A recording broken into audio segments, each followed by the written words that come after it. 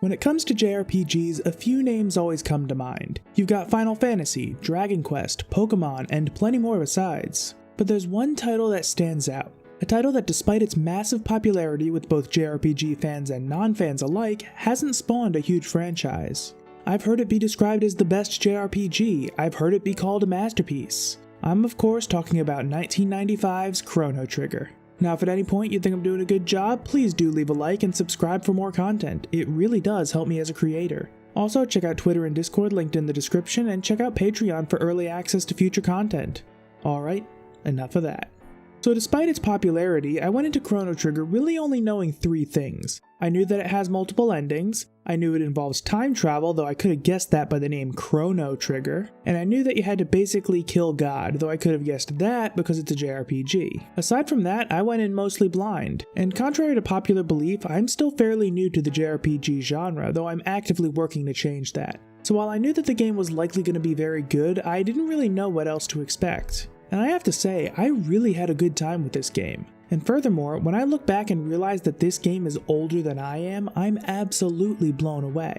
This is a good game by modern standards, and while I can't personally label it the best JRPG in the world, at the time of release it may well have been. So let's take a deep look at Chrono Trigger. But before I get into the game, I want to briefly mention that there are a few different versions of the game you can play. There's the original version on the SNES, and then there's the enhanced version that was developed for re-release on other platforms. The enhanced version was originally developed for the PS1, then later improved even more for the Nintendo DS. This version is the basis for pretty much every release since, including mobile and PC. These enhancements include things like general quality of life stuff, including making running the default rather than making you hold the B button. There's also an improved translation and additional content that didn't feature in the original, including a new set of dungeons and a Superboss. I'm playing the PC version because it was on sale and I like extra content.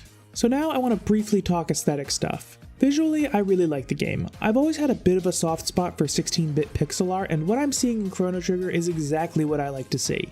Ultimately, with games that have a more stylized appearance, it's going to be down to personal preference, but I did have to mention how much I like it.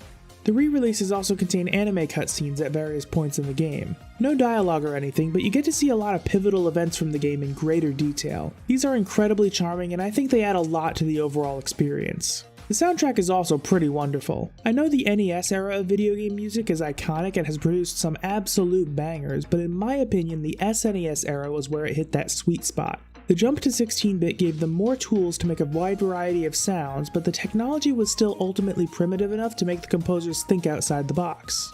And Chrono Trigger, in my opinion, is an excellent example of how good this era of music was. I love every single track in Chrono Trigger, and a good soundtrack can really amplify a game. But as the more astute among you may have noticed, I'm not playing Chrono Trigger music in the background. That's because that shit's copyrighted and I'd like to keep the $2 this video is gonna make. Square Enix has enough of my money.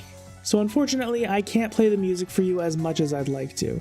And one thing I do also have to mention is that in my limited JRPG experience, I've yet to encounter a game that has more satisfying critical hits. And that's pretty neat considering Chrono Trigger's crits aren't overly flashy. When a character manages to land a crit, they add a little something extra to the animation and a punchier sound effect. For example, Chrono will perform a second slash. It really does a great job of delivering that you hit harder dopamine rush that a nice crit can bring. It's simple but very effective. It's hard to really explain it after the fact, but it's pretty legit. So with that, let's get into the actual game itself. Now usually when I do these videos, I like to separate gameplay and story so that people who don't want to be spoiled can still enjoy part of the video.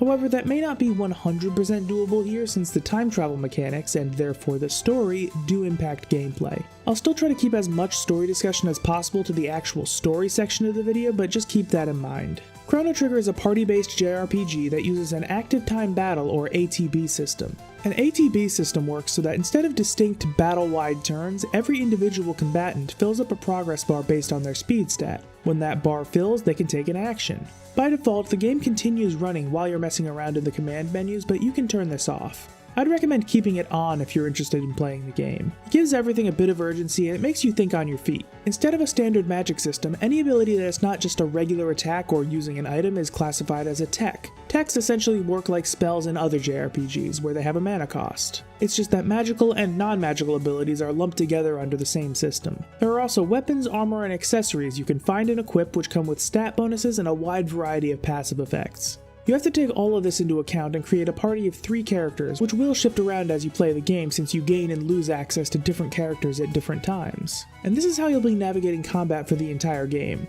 A pretty simple baseline system, and I think just about anyone will be able to grasp it pretty quickly. So far, pretty standard stuff, right? Well, Chrono Trigger does a few unique things to separate itself from the pack. Firstly, there's something which really took me by surprise considering the game was released in 1995, and that's that Chrono Trigger has exactly 0 random encounters. Every single encounter with enemies is hand-designed and hand-placed. You won't always see them coming, but if you're entering combat, it's because the developers wanted there to be combat right there and with those enemies specifically. This leads to a few interesting things. For starters, this adds a layer of almost mind games where you're backtracking through an area or if you're doing an entirely new playthrough. If you can remember where a certain enemy is going to jump you, you can try to maneuver around the trigger point.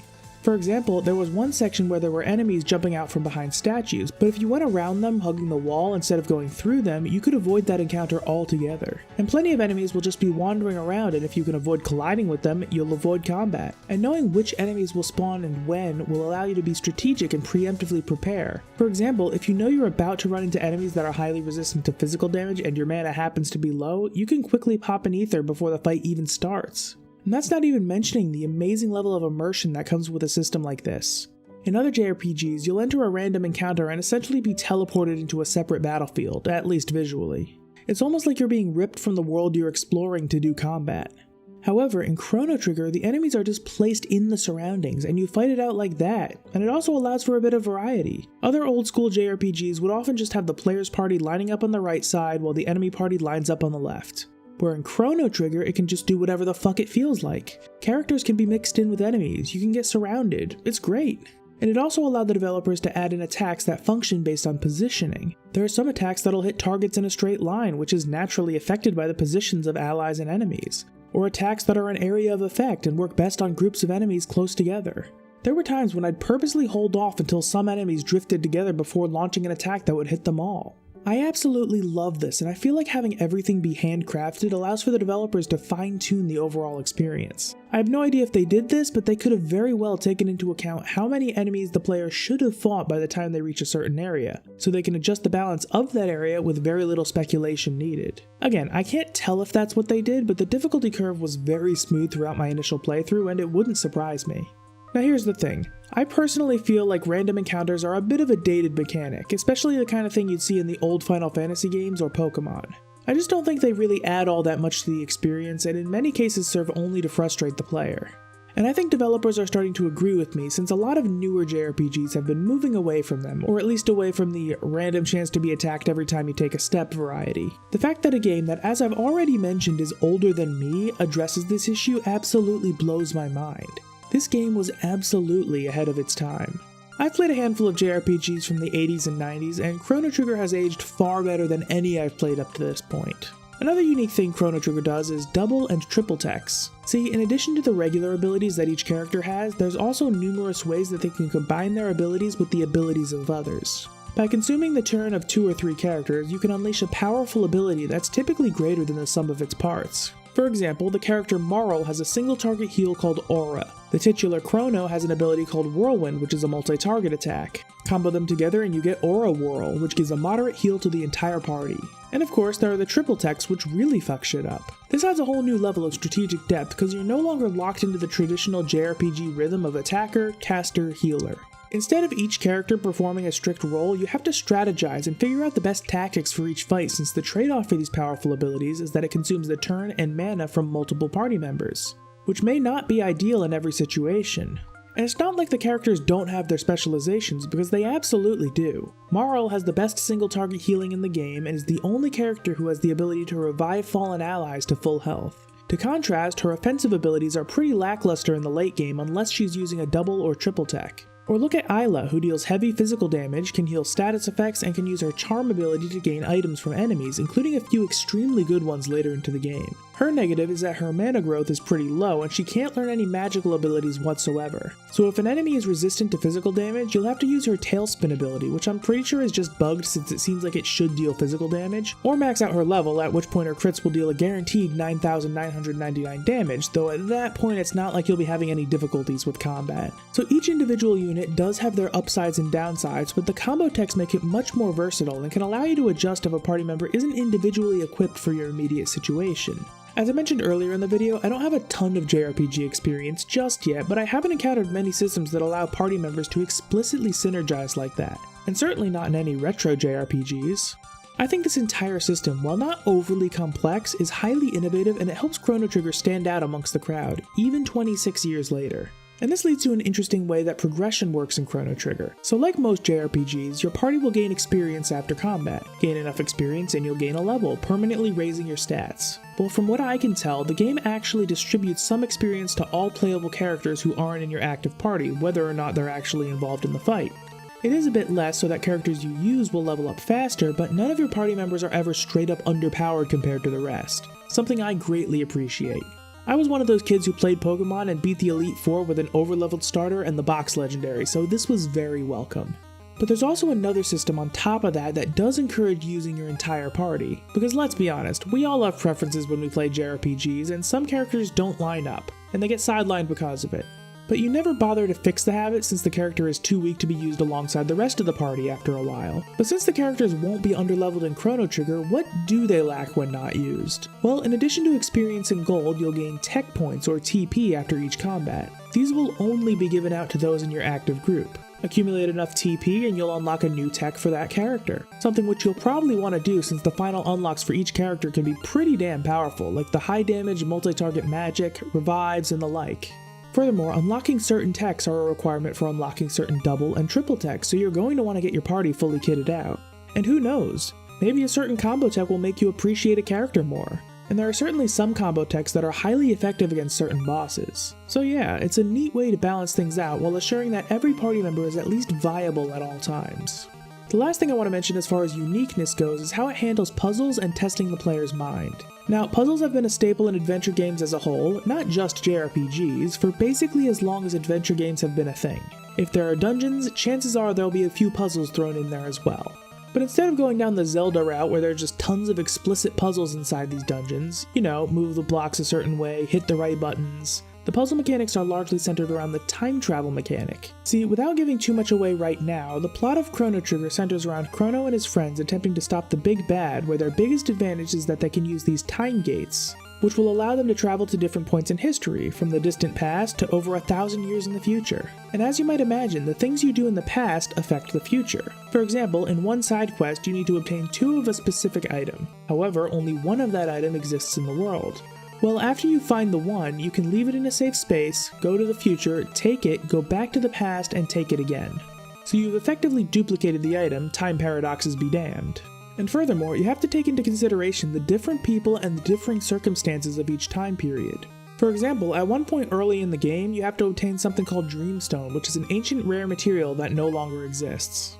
So you have to make your way to prehistory to obtain it. The game never holds your hand and rarely gives you explicit instructions as far as where and when to go. It never gets super challenging as far as the puzzle elements go, but it's enough to make you feel smart for figuring out the next step on your journey, and it's something that a lot of games try and fail to do. Okay, so now let's talk enemies and bosses. One of the things I really like about the enemy design in general is that they tend to be very gimmicky. Now that may sound like a bad thing, but it's quite the opposite. Many of the enemies and pretty much all of the bosses have some sort of unique mechanic to them that makes them stand out and makes each fight a little different. You've got these snakes that'll heal themselves by killing their allies when damaged. You've got enemies that'll hit you with powerful triple techs unless you can take one of them out quickly. You've got enemies with weapons that buff their attack and defense immensely until you disarm them by hitting them with a fire attack. You've got enemies that alternate between a physical and magical weakness when they get attacked. You've got enemies who will counterattack by throwing smaller enemies at you, meaning you have to leave them for last. None of these examples I mentioned are bosses. These are all standard enemies, and there are many more besides. Do you see what I'm getting at? While I am enjoying my burgeoning foray into the realm of JRPGs, I have noticed that older titles can get pretty repetitive after a while. Whatever differences the enemies happen to have don't really amount to all that much, and half the time the only consequence of enemy variety is that I might cast a thunder spell instead of a fire spell. But with Chrono Trigger, at least on my first playthrough, I was constantly switching things up to accommodate for different enemy types as I'd come across them. And it even led me to do something that I don't do very often. I experimented with different strategies to kill trash mobs. Usually that's something I'll save for bosses because I never really have an incentive otherwise. But with Chrono Trigger, I felt rewarded for coming up with an effective means of wiping out a weird party of enemies. I couldn't get enough of it. And then the bosses. Oh man, the bosses are the same thing but dialed up. Now, this isn't particularly out of left field. A lot of JRPG bosses will have unique and interesting mechanics that you have to work with. So that's nothing too special in its own right, but I feel like it was largely well executed. The boss mechanics made me approach different fights in different ways, and I spent a decent amount of time experimenting with different parties and different equipment for particularly tough fights. And I did very much like that not every unique boss mechanic was just a straight up weakness. We've all seen those bosses in video games where you basically just exploit that one thing for a free win. Well, while there are certainly mechanics like that in Chrono Trigger, there are a lot that have a very real downside. For example, one enemy has to be weakened with electric attacks before he'll take any significant kind of damage. However, after a while his defenses will be restored and he'll hit your entire party for a decent chunk of health, at least for that portion of the game. So that's something you have to work around, but you set that into motion by hitting him with the lightning in the first place. I liked it, and some bosses had pretty explicit anti-overleveling mechanics. Not enough to actually negate the effect of overleveling, but enough to still potentially be a threat. Mainly the Iron Sphere and Life Shaver attacks. These bad boys will knock down half of your current health and lower your health to 1 respectively. I should need to clarify that if you're at 1 health, it doesn't matter how leveled you are, you're dangerously close to the knockout zone. But I did have one issue with the bosses, and that's that a lot of their unique gimmicks, which you very much have to play around unless you spend a shitload of time grinding, aren't always super intuitive. Don't get me wrong, sometimes it's pretty easy to figure out, or all the puzzle pieces are right in front of you. For example, one boss changes its weakness when attacked, taking damage from that magic type while being healed by others. Not only will there be an actual prompt on screen telling you this, but he will attack with that same magic style. Or the enemy that's weakened with electricity I mentioned earlier. You know to use electricity because others of that class of enemies share that weakness. That stuff is all well and good, but when I looked at something like the Masamune fight, he has this mechanic where he'll periodically charge up a powerful attack, dealing heavy damage to the party. During the charge up, he'll counterattack whenever he's hit, dealing pretty significant damage for that stage of the game. Well, the prompt you get for the charge up is that he's storing whirlwind energy. The thing you have to do is have Chrono use his Wind Slash ability, which will cancel the charge and you can continue as normal. I don't think this was something that could reasonably be just figured out, because in my mind, nothing connects the whirlwind energy to the Wind Slash clearing it. So I had to basically guess until I got it right. And that seems to be a running trend with many of the bosses in this game. You just kinda have to go the trial and error route to even figure out how they work unless you're using a guide or something, and I really don't like that. I want to be able to figure out how each boss works because then it clicks and you get that rush of excitement from figuring it out. Not having a clear path to deduce these things lessens the impact of figuring it out. And it's not like the mechanics themselves are bad. I actually had a great time with all but one of the bosses in the game, and the one that I didn't like was due to a mechanic that I personally don't enjoy. So that's more of a me issue. It's one of those things where I see so much good there. The bosses are genuinely great, but they are very much held back from perfection. So now, since I've just levied my first piece of real criticism toward the game, I do need to discuss something. I said that Chrono Trigger is a great game and well ahead of its time. I even said that it may have been the best JRPG in the world on release. I still stand by all that, but the game is not perfect and there are occasional issues I had both with the gameplay and the writing at times. So I'm going to periodically talk about things I feel fell a bit short with Chrono Trigger, but don't let that take away from the very real truth that this is genuinely a great game. So with that, let's talk about probably my biggest gripe with the game on a gameplay level.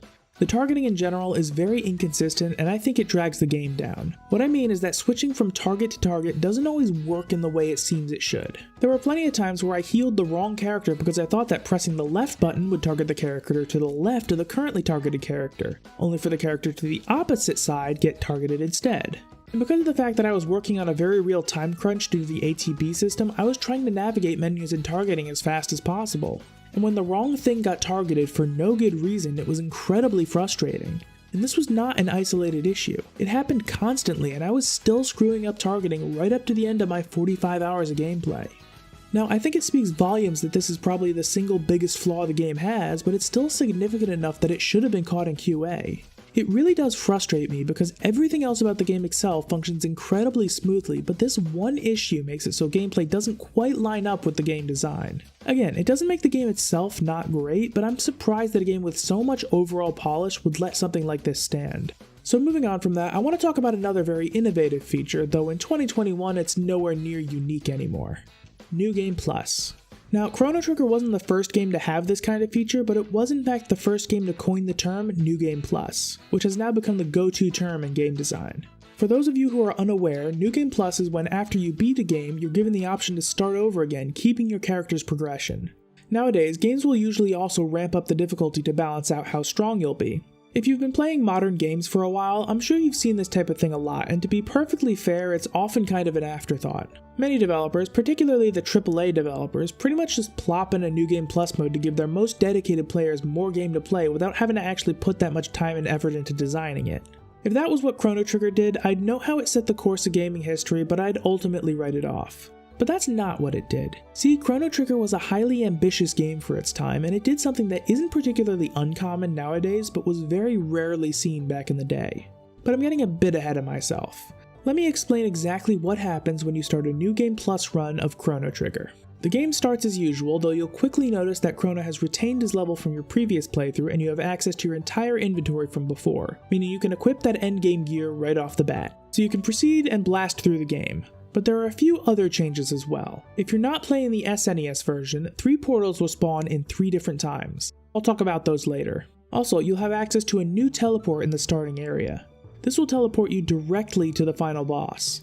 Now, the really interesting thing that Chrono Trigger does is that since in New Game Plus you can challenge the boss at basically any point in the story, certain things you do in your first playthrough never happen in the next. So depending on when you beat the boss, you'll actually get one of 13 endings, or 12 if you're playing the SNES version. This gives the game a bunch of inherent replay value and extends the playtime in a surprisingly natural way. I mean, on my first playthrough, the amount of time I'd spent was on the shorter side as far as some JRPGs out there, but I'd say about par for the course for its time. It took me around 18 hours, with me being relatively thorough in my explanation and doing all the main side quests. Though I did miss one series of side quests because I'm a dumbass, though I did get them in my next playthrough. Again, reasonable amount of playtime for a 1995 JRPG. I more than doubled that before starting this script, and I only got about half the endings. I'll get the rest at a later time. I just didn't want to delay this video any further. I think that's great. I love it when a game can keep you playing even after you see the end credits, and multiple endings are a great way to kind of push yourself in the completionist direction even if you're not a completionist yourself. I will, however, levy one criticism about New Game Plus. As fun as it is, and as much as it does a great job extending playtime, after a while it gets a little too easy and hunting down endings becomes a grind. My first playthrough had an incredibly smooth difficulty curve. I felt like I was at just the right level of challenge throughout, though it was a bit of a difficulty spike right toward the end. Though the game does trend towards the easy side, so that wasn't unwelcome. My second playthrough saw me do that questline I missed, which featured a couple of relatively challenging fights. I was also able to do the special endgame content that wasn't in the original SNES version. More on that a bit later.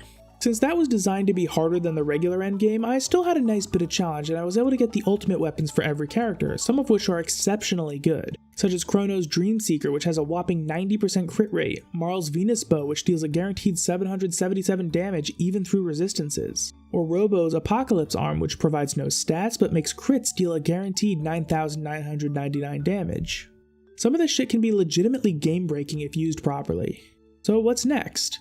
Well, I went and hunted down a few more endings and realized that for 99% of the combats throughout the entire game, I could just throw on auto battle and my party would beat the game for me. I went from having tons and tons of fun to experiencing the novelty of absolutely obliterating enemies that had previously given me trouble to, oh, I just have to keep doing this over and over? My engagement basically fell off a cliff, and towards the end of my time I really had to push myself to get a few more endings just so I felt like I had enough experience with the game to give a proper critique. I think this issue is ultimately down to the fact that the game is 26 years old. I think the biggest failing is that there's no option to ramp up the difficulty on subsequent playthroughs so that you have to keep actively making decisions even though you're highly leveled and have the best gear in the game. A simple scale difficulty to average party level option could have done wonders. I think it's unfortunately one of the only parts of the game that didn't age amazingly well. So as I mentioned earlier, there are a couple of side quests. Nothing too crazy by modern RPG standards, but a nice diversion from the main story. Many of the characters have their own little mini story to do or loose ends to wrap up before the final confrontation. And there will be a point the game basically tells you, now's the time to do side quests if you want. The characters will be a bit more fleshed out, there will be some nice little changes to the world, and you'll get some of the best equipment you can get on the first playthrough. Not to mention a bunch of golden experience. They're neat. I'll go over them a bit more in the story section. There's also a series of side quests called the Lost Sanctum that isn't in the SNES version. Without getting spoilery, at one point in the game a few portals open up which will bring you to a completely new area where you can access from 2 different time periods. This is a fairly large section where you can go on a sizable series of quests to help the inhabitants of the area.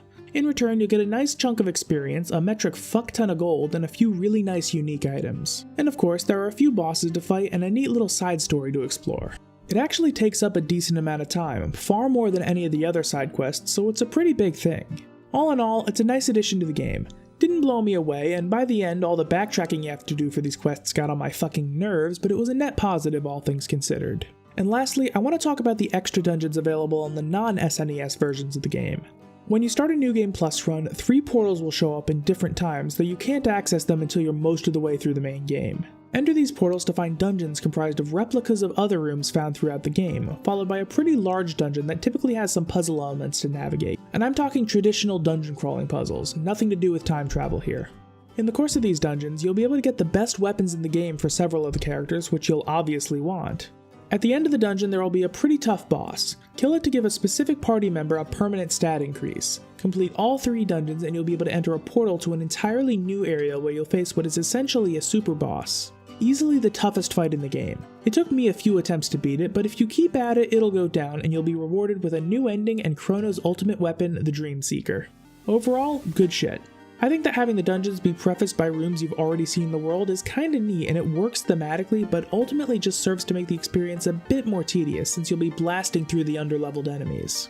And I definitely appreciate having a new, bigger challenge after taking down the main boss of the game, who is challenging the first time around but not exceptionally so. And it becomes a bit of a joke when you start accumulating endings since you'll just keep growing stronger and stronger. So yeah, I had a good time with this new endgame series of dungeons and I can't complain about the rewards. So on a gameplay level, I hope you all know what I'm gonna say. The game is fucking good. It's fun to play, well designed, and it's clear the love and care that went into the game. Despite a few hiccups, the game on a technical and design level is decades ahead of its time, and I am absolutely blown away by a 1995 game that plays like this. I mean, I've already been talking about gameplay for longer than I've talked about other games in their entirety. That should say something. So now, if you've been following the channel, you know what the fuck's going down. It's time to talk story and writing. That means that there will be spoilers up ahead. If you don't want to know what happens, now's your chance to dip out. You have been warned. So I think the way I'm going to do this is walk you guys through the main plot and talk about the different things that piqued my interest as we go. I'll talk about alternate endings and side content afterwards. I think this style worked well in my last video, so that's what I want to do here. And to be clear, when I discuss character names, I'll be using their canon names even though you can actually name them yourself. Because there are 2 types of people in this world. People who use the canon names for JRPG characters and complete fucking psychopaths. So to start off, Chrono wakes up and it's the year 1000 AD, also known as the present. He makes his way to the town square where a fair is being held to celebrate the new millennium. This is a time of peace and prosperity. All is well with the world and this major milestone has people in high spirits. At the fair, Chrono accidentally collides with a young woman by the name of Marl who decides to tag along. After hanging about, they go to watch a demonstration by Chrono's childhood friend Luca of a teleporter that she and her father had built. Now, ignoring the philosophical implications of teleportation essentially destroying the original and building a perfect copy elsewhere, seriously, that's how teleportation would work in the real world. Chrono volunteers as tribute and it's an amazing success. Marl gets excited and wants to try it out as well. All in all, everyone's having a great time. But we all know how JRPGs work, right? Everything is happy and wonderful, which means sooner or later it all goes to shit. The teleporter has a weird reaction to Marl's pendant and she's sucked into this weird portal that forms. Chrono decides to go in after her to make sure she's alright, while Luca works on a way to get them both back home. Okay, so I can't actually figure out a good time to talk about this, so I might as well do it now. Let's talk a bit about Chrono specifically and the characters as a whole. Firstly, I want to get something out of the way. While I was doing some research in preparation for this script, I kept seeing Chrono referred to as a silent protagonist, and that kind of annoys me because he's fucking not. I understand why he's characterized that way. He doesn't participate in the back and forth dialogue between other characters, but he isn't totally silent. The thing is, at various points throughout the game, there are times when Chrono is clearly communicating with others, and occasionally you're actually given dialogue options as Chrono. I just see a lot of people consider him a silent protagonist just because we don't see line after line of dialogue. It's the same shit as Corvo from Dishonored. He canonically speaks. There's dialogue options and a lot of implied and off-screen conversation. That does not fit the mold of a true silent protagonist like the titular Henry from the movie Hardcore Henry, who does not speak at all. Great movie, by the way. Watch it. But what I'm trying to get at is that Chrono is not a silent protagonist, and I think we need to differentiate between characters who have implied dialogue and actual silent protagonists. I'm just going to call them quiet protagonists.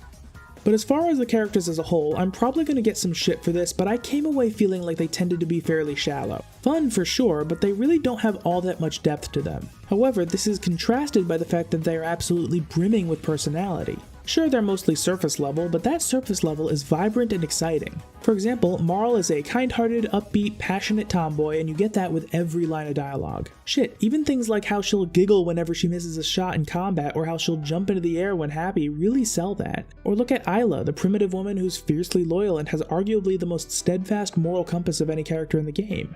Or Frog, who has a strong sense of duty and honor, who dedicates everything he has to the task at hand. These characters all have a very strong personality type, and it's hammered the fuck home in a way that feels fun and natural. It's just that once you strip away that personality, there's not really all that much else there. And Chrono himself is kinda flat compared to the rest of the main cast. You mostly just see him as a good guy and nothing else really. I think the developers wanted to make him kind of a blank slate so the player could self-insert a bit. It also doesn't help that his general lack of explicit dialogue doesn't do his characterization any favors. But yeah, characters are fun but not super deep. Back to the story. Chrono goes into the portal and though he doesn't know it yet, comes out in the same location in the year 600 AD, the Middle Ages. In this time, the kingdom is at war with the sentient monsters known as fiends. Humanity would eventually win the war, and though some lingering animosity remained, there would be peace. Of course, Chrono drops in while the war is still in full swing. He eventually makes his way to the castle and meets up with Marl, who the locals have mistaken as the missing Queen Lean. Marl's just been playing along while she plans her next move. However, shortly after Chrono meets up with her, she just disappears. Luca soon catches up with Chrono and explains that they've gone back in time, and upon hearing that Marl is gone, she figures out what's up. The fiends had captured the queen and presumably intend to kill her. In the original history, the king's army successfully rescued her and there were no long-term consequences. However, when Marl was mistaken for the queen, the search was called off, so the queen would eventually die. And the reason Marl looked so much like the queen is that she's actually Princess Nadia in the present, a descendant of the queen in the Middle Ages. So since the queen is going to die, her line no longer has a chance to be born, and that includes Marl. Okay, so this is the first instance of time travel and its consequences being discussed in the game, and I need to talk about it. As most of you probably know by now, I like stories. I like learning about how writing works, and I've even done a bit of writing myself. And if I've learned one thing in my self-study, it's that time travel stories are really hard to not fuck up. Think about it, when you write a time travel story, it's no longer beginning to end. Now there's a whole convoluted mess that you have to account for, and holy shit is it easy to write in plot holes and not even notice them. Even some of the best classic time travel stories out there have gaping flaws. Back to the Future is one of my favorite time travel IPs, and it manages to fuck up at times. Avengers Endgame featured time travel and it has a couple plot holes as well. It's not for a lack of talented writers that these things happen, it's just that time travel is notoriously fucky. And unfortunately, Chrono Trigger is no exception to this rule. But actually, I think it goes a little deeper than that. I'm not sure that the writers even had a solid grasp of how time travel works in this universe. It seems to follow a completely different set of rules at different points in the game. To show what I mean, I have to explain time travel in writing a bit. There are a few different ways time travel can work in a story. Something like Back to the Future works on a system where the present alters and corrects for changes made in the past, and anything that no longer exists in the new present will eventually be reduced to nothingness. There's the multiverse version of time travel, where time is essentially a branching tree of possibilities, and altering the past simply sets you on a different path, leaving the original timeline intact but inaccessible. And there's also a version of time travel where the present is altered, but it doesn't retroactively fuck with anything that's removed from its proper place in time, so the time travelers don't risk disappearing. Or look at the Silver Age DC comics. There, the past cannot be meaningfully changed. Anything important that happens cannot be undone. You can do minor inconsequential things, but even if you interrupt a major historical event, it will happen in a different manner no matter what. These are 4 fundamentally different ways of working with time travel, but the thing to remember is that each of them has its own rules, systems, and limitations. They all work a certain way, and that allows writers to implement them and have a good idea of the consequences that exist by fucking with time. Chrono Trigger just kinda makes shit up as it goes along. As we see with the whole Marl thing, it starts out on Back to the Future rules where because Marl's ancestor was set to die, Marl disappeared. However, later on in the game, that framework is completely discarded. Remember earlier when I mentioned that one quest has you duplicate an item by basically creating a time paradox? When the group picked up the original item, the future item they already had should have disappeared. And there are other instances where the party seems immune to the effects of their own meddling with time. And in the ending you get from fighting the Superboss, it's very much implied that Chrono Trigger works on multiverse rules. So which is it? The answer is yes. The rules of time travel are not at all consistent and you just kinda have to ignore it. It works however it needs to work at the time. It's a bit of a shame, but I've come to expect fucky shit in time travel stories anyway, so I don't get too upset when writers screw it up. Rather, I just get impressed by the rare instances when I see it done well. Read the Muv-Luv trilogy, by the way. No reason I'm saying it now. None at all. Fucking read it though. Basically, when it comes to Chrono Trigger's time travel, you have to use your suspension of disbelief to not think about the inconsistencies. It's still a neat plot device, but its implementation in the story is pretty sloppy. Okay, back to the plot. Chrono and Luca go out in search of the Queen and meet up with Frog, who is a giant talking frog. It's explained later on, don't worry. He's a knight in service to the Queen and he's off searching for her as well. They team up and eventually rescue her, killing a shape-shifting fiend that had taken on the form of the Chancellor to infiltrate the castle. They return the Queen to the castle, Marl reappears, and Frog goes off on a self-imposed exile as he feels responsible for failing to prevent the Queen's capture. So the gang returns to the present and everything's fine, right? Crisis averted. Well, not quite. Chrono escorts Marl back to the castle where he's immediately arrested for her kidnapping. Chrono goes on trial, and interestingly enough, the outcome is actually determined by what you do at the fair at the start of the game. While neat, it doesn't significantly impact the game. Either you're found guilty and sentenced to be executed, or you're found not guilty of kidnapping the princess but must instead be punished for the crime of aiding in her flight. Chrono's never actually convicted of that lesser crime as he's only been on trial for the kidnapping charge, but let's ignore that for now. If found not guilty, he'll be sentenced to 3 days in solitary confinement, though the Chancellor will lie to the warden and have Chrono set up for execution anyway. If found not guilty, you'll get a few consumables as a bonus. So since Chrono doesn't feel like dying yet, it's jailbreak time. Fortunately for him, they just let him keep his weapons and armor, so after goading the guard into entering his cell, he successfully fucks shit up and on his way out, meets up with Luca, who is in the process of breaking in to try to rescue him. They make a break for it and are chased down by the guards. Marl tries to fix things but is unable, so she says, "Fuck this shit, I'm coming with," and the three make a break for it. They get cornered but fortunately come across another portal. With nowhere to run, they've got no choice but to jump in.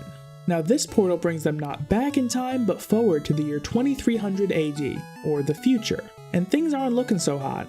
Everything's in ruins and humanity seems to only be alive in small clusters, though dwindling hope and even more dwindling food stocks indicate that they might not last much longer.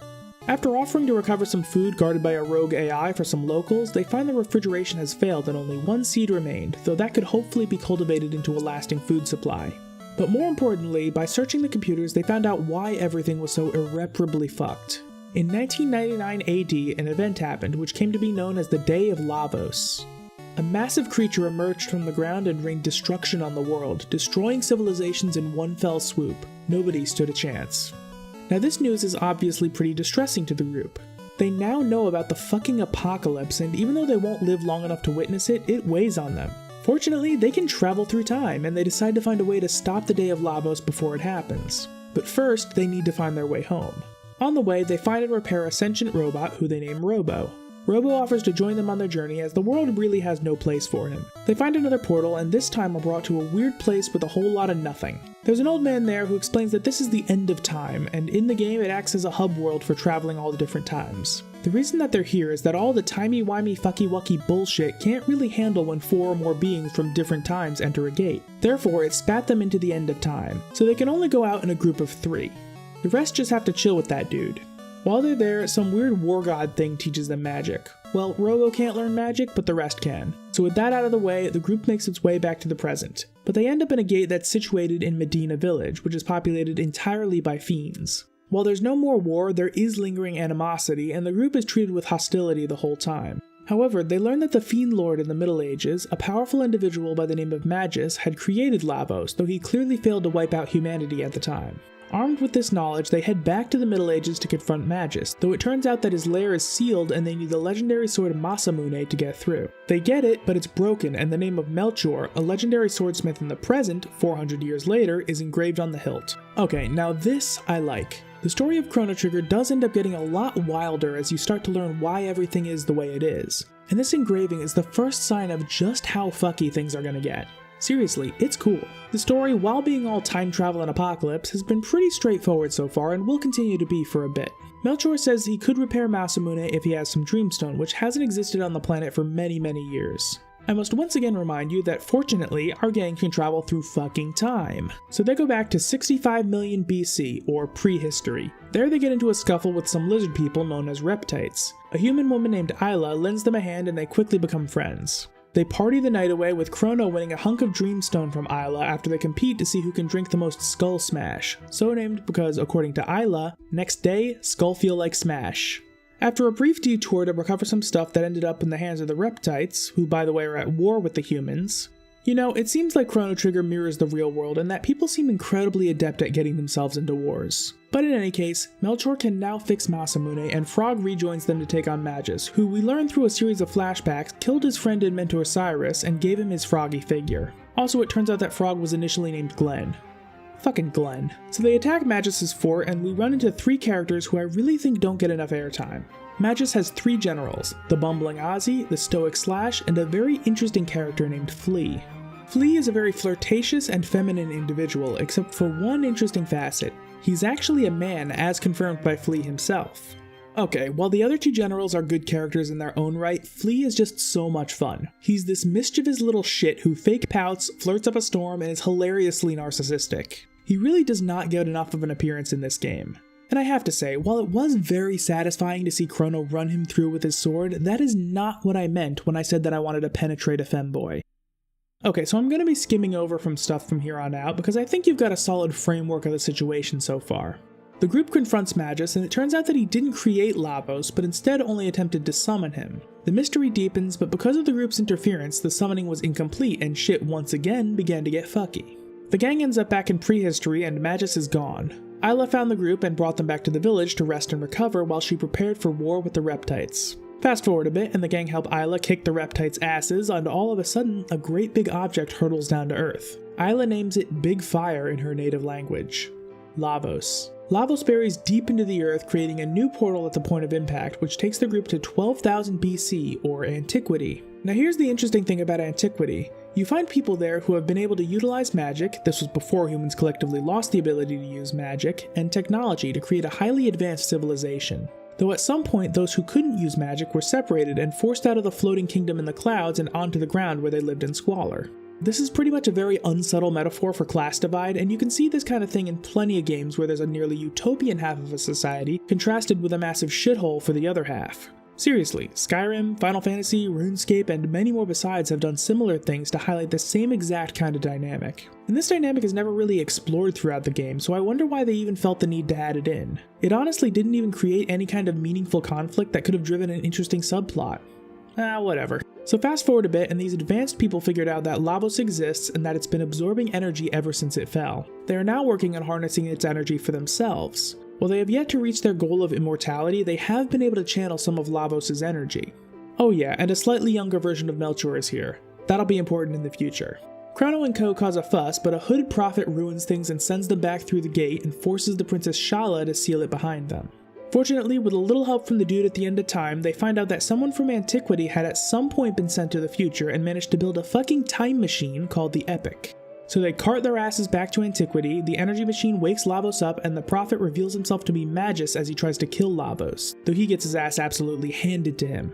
So Lavos is about to fuck shit up, but then the game makes a pretty ballsy move. Our protagonist Chrono charges up to it in an attempt to save the others and is obliterated in the process. His sacrifice was not in vain, however, as Shala used this distraction to yeet everyone out of there as Lavos just completely fucks up the floating kingdom, bringing it down to the ground and forcing the people to reintegrate with one another. At the same time, the magical energy sends Melchor to the present, a man named Balthasar into the future, he's the dude who built the Epic, a man named Gasper into the end of time, Princess Shala to an unknown time and place, and Prince Janus to the Middle Ages, where he's found by none other than Ozzy. Eventually, he grew up and became the Fiend Lord Magus. So now we're at the point where the story is really starting to unfold, and I want to point out a neat thing that happens here. So earlier in the game, it was revealed that Lavos' energy was what's responsible for the time gates. And finally, we see that the reason the gates are in these specific times is because each of those times correlates to an important part of Lavos' history, where it woke up or something fucky happened. There's a gate in prehistory because that's when Lavos first crashed down to Earth. There's a gate in Antiquity because that's when Lavos was woken up by the people trying to sap its power. There's a gate in the Middle Ages because that's when Magus tried to summon it. There's a gate in the present because of the weird interaction with the teleporter and Marl's pendant, which was used in Antiquity as a battery for Lavos' energy. And there's a gate in the future because that's when Balthasar created a goddamn time machine based on his research of Lavos. This is actually really fucking cool, and what I love about it is that the game doesn't spoon feed it to you. It just leaves it there for you to figure out, and I felt like a fucking genius when I figured it out, even though it's not particularly tough with a bit of thought. This kind of shit is where Chrono Trigger is at its best. I fucking love when stories do cool things that all fit together and basically just flexes on the reader saying, hey, look at this cool shit I just did. This is great, and honestly I feel like this moment was the highlight in terms of its storytelling, at least for me. Okay, back to the plot.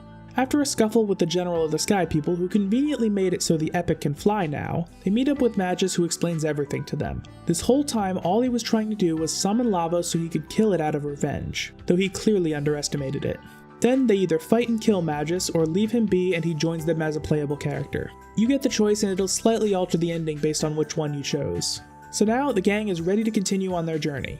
At this point, the side quests become open to you, but the game kind of expects you to go on the quest that Magus alluded to during their confrontation. Under a very specific set of circumstances, it's actually possible to undo a death, and Chrono's death just so happens to meet those circumstances. You can completely skip this section for a different ending, but you're expected to go through with it on your first playthrough. So the gang manages to do a bunch of shit and eventually travels to the moment of Chrono's death, where time is frozen. They replace him with a doppelganger doll they won at the Millennial Fair and bring the real Chrono back with them, at which point there's an emotional reunion. So now's when you're supposed to do side quests, but I'm gonna give them their own section because they kinda distract from the flow of the main story. So now it's time to actually confront Lavos, who after the events of antiquity had taken the floating palace for himself, where it now hovers menacingly in the sky and the clock ticks down to the day of Lavos. They can use a special portal at the end of time to teleport to the palace, where they take on the Queen of the Sky People, who at this point is thoroughly corrupted by her own mad lust for power and the overpowering influence of Lavos.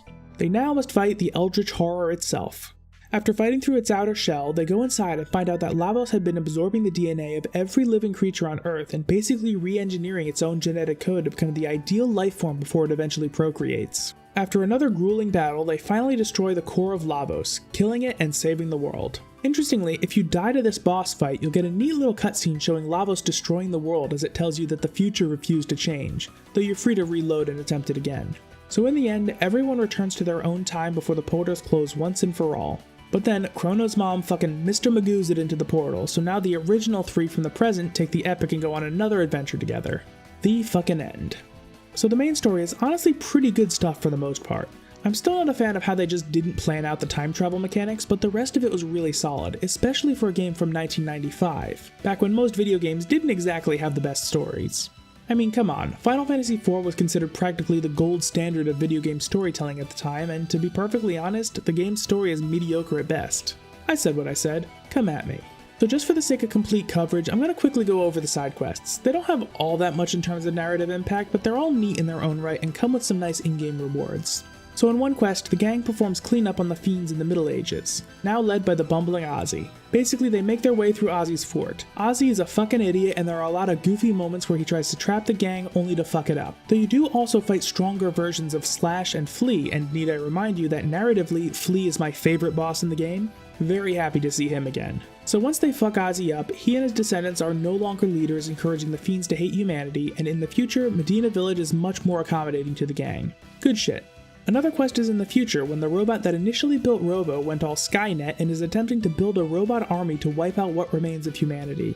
There's some bittersweet moments here where Robo has to destroy his girlfriend in the process of destroying the bad bot and protecting the remnants of humanity. It's kinda sad, but throughout the course of the game, I struggled to give a fuck about Robo, and it didn't have quite the same impact.